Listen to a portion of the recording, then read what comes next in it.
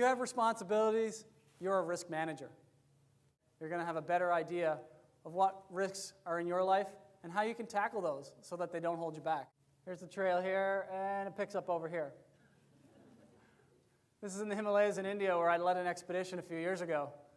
Picture this, you're leading a group of US college students between 18 and 21, hiking along in the Himalayas. Come around the corner, what do you see? A big marijuana plantation. What do you think their reaction is? Oh my God. Taking this photo, I'm the instructor, I'm in the back of the line. They're kind of looking back and be like, are we supposed to be here? This was a risk as instructors we had to deal with that wasn't identifiable. This was the what ifs. The leadership group, we just, what if we come across one? What are we going to do? So we had a plan. Of course, you go home and all their Facebook photos are like this. It's like, man, I'm never going to get to work for this company again. Because there's always something that's going to happen that you could never have imagined. And when that happens, you've got to rely on judgment. They give my students their loaded rifles. I am the instructor responsible for this trip. I have no idea this is even taking part. Think about the what ifs. How could your life be affected tomorrow if something went wrong? Here's Mr. Risk Management. We're going to look at our graph here now. We've got probability down here. We've got consequence up here.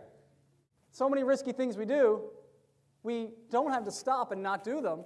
We just have to alter them to make them less risky. How can we make driving red? We close our eyes, exactly. We wouldn't do that. Perhaps we have to cross this bridge. Probability times consequence. That's going through my head as I'm going through this. What's the probability a student falls in or I fall through? What's the consequence? Share a short story with you I like to call the $30,000 blister. The person that happened to is alive, and they were almost killed because of a blister. Away they go. Ooh, I hope we don't hear from them for 5 days, because their risk management plan for them is don't make it worse and then come get us. We're setting up camp. We're about to start writing paperwork, and we heard these students. We start hearing, hey, bear, hey, bear. We couldn't understand what's going on. We hadn't seen another human being other than the helicopter pilot bringing us food for 30 days. We knew, of course, as a lead instructor, all I'm thinking of who died, what happened, who died, what could have possibly gone wrong. What else? Oh, and we noticed her toe. There was this red streak from her toe to her knee.